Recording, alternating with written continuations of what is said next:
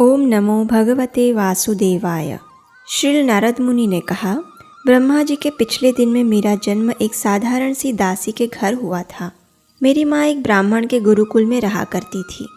एक समय वर्षा ऋतु के चातुर्मास के दौरान कुछ महान वैष्णव वहाँ आए और चूंकि मेरी माँ उनकी सेवा में नियुक्त थी, मुझे भी उन साधुओं की सेवा करने का अवसर प्राप्त हुआ। हालांकि वे महान भक्ति वेदांती साधु समदृष्टि थे। उन्होंने मुझ पर विशेष अनुग्रह दिखाया।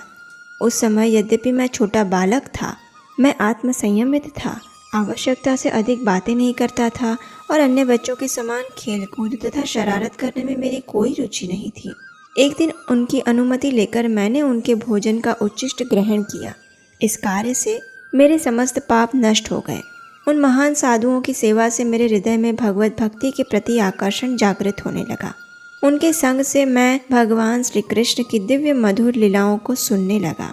ध्यानपूर्वक नियमित रूप से श्रवण करने के कारण इन विषयों के प्रति मेरी रुचि दिन ब दिन बढ़ती गई और जब इन विषयों के प्रति मेरी रुचि अत्यंत गहरी हो गई तो मैं निरंतर श्री भगवान के विषय में सुनने के लिए आतुर रहने लगा।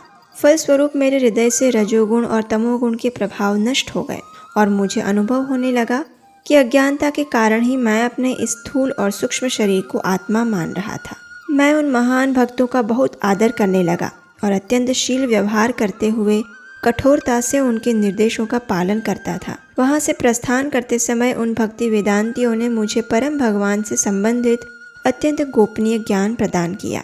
इस प्रकार मैंने उनसे प्रत्येक वस्तु को भगवान की सेवा में नियुक्त करने की कला सीखी, जिसका चरम लक्ष्य भगवान के परम धाम में उनका निजी सानिध्य प्राप्त करना है। क्योंकि क्या कई बार ऐसा नहीं होता कि जो वस्तु किसी रोग के कारण होती है वही दूसरे तरीके से उपयोग में लाने से उसका निदान भी बन जाती है। भक्ति की पद्धति का पालन करने तथा भगवान श्री कृष्ण की कृपा से धीरे धीरे मुझे सबसे पहले भगवान के दिव्य ज्ञान की अनुभूति हुई और फिर योग सिद्धियों तथा अंततः उनकी अंतरंग प्रेममयी सेवा की प्राप्ति हुई। हे श्री व्यासदेव, मेरा निवेदन है कि तुम भगवान की लीलाओं का विस्तार पूर्वक वर्णन करो, क्योंकि इससे आज का पतित मानव समाज भौतिक जगत के दुखों से मुक्त हो जाएगा। श्री व्यासदेव ने पूछा, हे गुरुदेव, उन महान साधुओं के चले जाने के बाद आपने क्या किया? उनके द्वारा दिव्य ज्ञान में दीक्षा प्राप्त करने के पश्चात आपने किस प्रकार अपना जीवन व्यतीत किया? किस प्रकार आपने अपना वह शरीर त्याग कर इस शरीर को प्राप्त किया? काल प्रत्येक वस्तु का संहार कर देता है, परंतु ये कैसे संभव हुआ कि आपको अभी तक ब्रह्मा जी के पिछले दिन में घटी घटनाओं का भी स्पष्ट स्मरण है? तो नारद मुनि ने मुस्कुराते हुए उत्तर दिया, उस समय मैं केवल 5 वर्ष का था और अपनी माँ की इकलौती संतान था। वह मुझसे अत्यंत प्रेम करती थी और हर संभव प्रकार से मेरी देखभाल करना चाहती थी, परंतु चूंकि वह स्वयं दूसरों पर आश्रित थी, वह मेरे लिए कुछ अधिक नहीं कर पाती थी। एक दिन संध्या के समय गायों का दूध निकालने के लिए जाते समय एक सांप ने उन्हें डस लिया। तत्क्षण उनकी मृत्यु हो गई। मैंने इस घटना को भगवान की कृपा के रूप में देखा, क्योंकि मैं जानता था कि भगवान सदैव अपने भक्तों का परम हित चाहते हैं। यद्यपि उस समय मुझे अपने गांव से बाहर जाने का कोई अनुभव नहीं था, मैंने तुरंत अपना घर त्याग दिया और उत्तर दिशा की ओर निकल पड़ा। नाना शहरों, कस्बों, गांवों, खेतों, खलिहानों, वनों, पर्वतों तथा घाटियों से होता हुआ मैंने एक ऐसे घने जंगल में प्रवेश किया जो सर्पों, उल्लुओं तथा भेड़ियों से भरा था। चूँकि मैं भूख, प्यास तथा मानसिक एवं शारीरिक थकावट से त्रस्त था, वहाँ पहुँचकर मैंने एक सरोवर से जल पिया और स्नान करके तरोताज़ा हो गया। तत्पश्चात मैं निकट ही खड़े एक विशाल वटवृक्ष की छाया में बैठ गया और जिस प्रकार मेरे गुरुओं ने मुझे सिखाया था, मैं अपने हृदय में स्थित परमात्मा पर ध्यान करने लगा। जैसे ही मैंने अपना मन भगवान के श्री चरणों पर केंद्रित किया, मेरे हृदय में दिव्य प्रेम उमड़ पड़ा। मेरी आंखों से अविरल अश्रुपात होने लगा।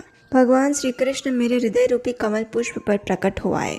अपने प्रिय स्वामी को देखकर मैं आनंद में इतना भाव विभोर हो गया कि मेरे शरीर का अंग प्रत्यंग आध्यात्मिक शक्ति एवं भावनाओं से ओतप्रोत हो उठा। इतना ही नहीं, मैं उस आनंद में इस तरह तल्लीन हो गया कि मैं स्वयं को एवं भगवान दोनों को देखने की दृष्टि खो बैठा।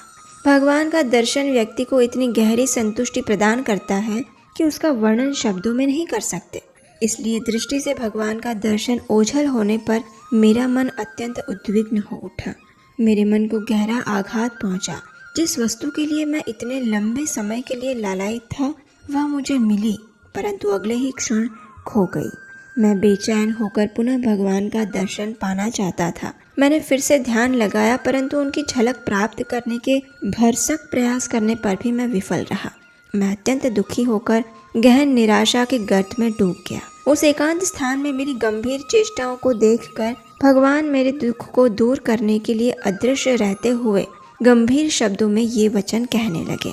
श्री भगवान ने कहा, हे नारद, मुझे ये कहते हुए खेद हो रहा है कि इस जीवन में तुम पुनः मेरे दर्शन नहीं कर पाओगे, क्योंकि जो व्यक्ति पूरी तरह भौतिक कल्मशों से मुक्त नहीं होता उसका मेरे पास आना अत्यंत दुष्कर है। तुम्हारे ऊपर विशेष अनुग्रह करते हुए मैंने इसीलिए तुम्हें अपनी छोटी सी झलक दिखाई, जिससे कि मुझे प्राप्त करने की तुम्हारी उत्कंठा और अधिक बढ़ जाए, और तब जल्द से जल्द मुझे प्राप्त करने की लालसा में तुम समस्त भौतिक इच्छाओं से मुक्त हो जाओगे। मैं तुम्हें पूरा आश्वासन देता हूँ कि मेरी कृपा से ना तुम्हारी भक्ति में कोई बाधा आएगी और सृष्टि एवं प्रलय के बाद भी तुम्हारी स्मरण शक्ति यथावत बनी रहेगी। इस प्रकार इस घृणित भौतिक संसार को त्यागने के पश्चात तुम आध्यात्मिक जगत में मेरा सानिध्य प्राप्त करोगे। नारद मुनि ने आगे कथा सुनाते हुए कहा। ये कहकर भगवान शांत हो गए। उनके प्रति अगाध कृतज्ञता का अनुभव करते हुए मैंने उन्हें प्रणाम किया। तत्पश्चात मैं पूरी तरह संतुष्ट रहते हुए विनम्र तथा द्वेष रहित होकर संपूर्ण पृथ्वी का भ्रमण करने लगा। समस्त सामाजिक रीतियों की उपेक्षा करते हुए मैं भगवान के पवित्र नामों तथा उनकी महिमाओं का निरंतर गान करने लगा। समय बीतता गया और कुछ समय पश्चात भगवान का स्मरण करते हुए मेरी भेंट मृत्यु से हुई। उस समय तक मैं समस्त भौतिक आसक्तियों से मुक्त हो चुका था। तत्क्षण मुझे एक ऐसी दिव्य देह प्राप्त हुई जो भगवान के पार्षदों के लिए उपयुक्त होती है। पुराने शरीर की मृत्यु तथा नए शरीर की प्राप्ति एक साथ उसी प्रकार हुई जिस प्रकार आकाश में बिजली और गड़गड़ाहट एक साथ दोनों होती है। ब्रह्मा जी के दिन की समाप्ति पर जब भगवान नारायण प्रलय के जल में लेटे हुए थे, उस समय मैं ब्रह्मा जी तथा भौतिक तत्वों के साथ ही भगवान के श्वास से उनके शरीर के भीतर प्रविष्ट हो गए। वहाँ ब्रह्मा जी ने गर्भोदकशाही विष्णु के रात्रिकाल समाप्त होने तक विश्राम किया, जो 4 युगों के 1000 चक्र जितनी अवधि का होता है। तत्पश्चात मैं ब्रह्मा जी के पुत्र रूप में अन्य ऋषि महर्षियों के साथ प्रकट हुआ, परंतु मेरा प्राकट्य उन सबसे अलग पूरी तरह दिव्य था।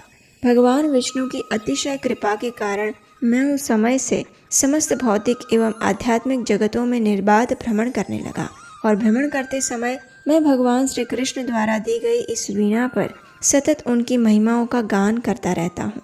जैसे ही मैं भगवान की महिमाओं का गायन आरंभ करता हूँ, वे तत्क्षण आकर मेरे हृदय रूपी आसन पर विराजमान हो जाते हैं, मानो उनका आह्वान किया गया हो। हे व्यास, अब मैं तुम्हें अपना प्रत्यक्ष अनुभव बताता हूँ, ध्यानपूर्वक सुनो। इस संसार की पीड़ित जीवात्माओं को अज्ञानता के दुख भरे सागर से पार ले जाने का केवल एक ही मार्ग है कि उन्हें भगवान के पवित्र नाम और लीलाओं के निरंतर कीर्तन रूपी नौका में सवार कर दिया जाए। योग पद्धति द्वारा इंद्रियों को संयमित करने से व्यक्ति को कुछ समय के लिए अवश्य भौतिक कष्टों से राहत मिलती है, परंतु मात्र भगवान की प्रेममयी सेवा ही आत्मा को सच्ची संतुष्टि प्रदान करने की शक्ति रखती है। ये कहकर नारद मुनि ने अपनी वीणा बजाते हुए आकाश मार्ग द्वारा वहां से प्रस्थान कर लिया। तब श्री व्यासदेव सरस्वती नदी के पश्चिमी तट पर बैठ गए। शुद्धिकरण के लिए जल का स्पर्श करते हुए उन्होंने अपने निष्पाप मन को भगवान पर केंद्रित कर लिया। ध्यान अवस्था में उन्होंने भगवान को देखा और साथ ही उन्होंने उनके पिछले चल रही उनकी बहिरंगा माया को भी देखा, जो पूरी तरह से उनके नियंत्रण में थी। उस बहिरंगा शक्ति द्वारा निर्मित माया को केवल भक्ति योग की विधि द्वारा ही नष्ट किया जा सकता है, और चूंकि जन सामान्य उस विधि से अनजान था, श्री व्यासदेव ने इस महान ग्रंथ श्रीमद् भागवतम की रचना की।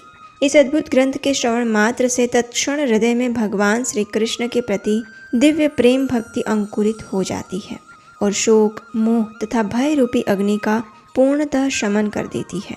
ब्रह्मा जी के पूर्व कल्पों में नारद मुनि उपबर्हण नाम के एक गंधर्व थे। उनका मुख अत्यंत सुंदर और शरीर आकर्षक था, और इसलिए अन्य सब गंधर्व उनका अत्यधिक सम्मान करते थे। जब उपबर्हण सुंदर पुष्पों की मालाओं तथा चंदन के लेप से सुसज्जित होकर सभा में आता था तो स्त्रियां मंत्रमुग्ध हो जाती थीं।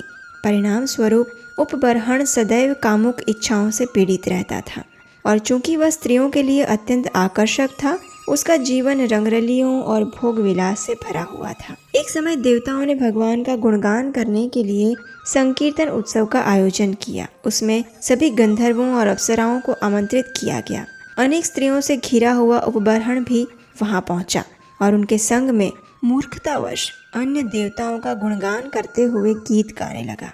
इन दो अपराधों के कारण कामुक स्त्रियों के संग में संकीर्तन में सम्मिलित होना और लौकिक गीतों को कृष्ण कीर्तन के समान गाना, इन दो कारणों की वजह से प्रजापतियों ने उसे तुरंत शूद्र शरीर में जन्म लेने का शाप दे दिया और परिणाम स्वरूप उपबर्हण को एक साधारण दासी के घर जन्म लेने के लिए बाध्य होना पड़ा।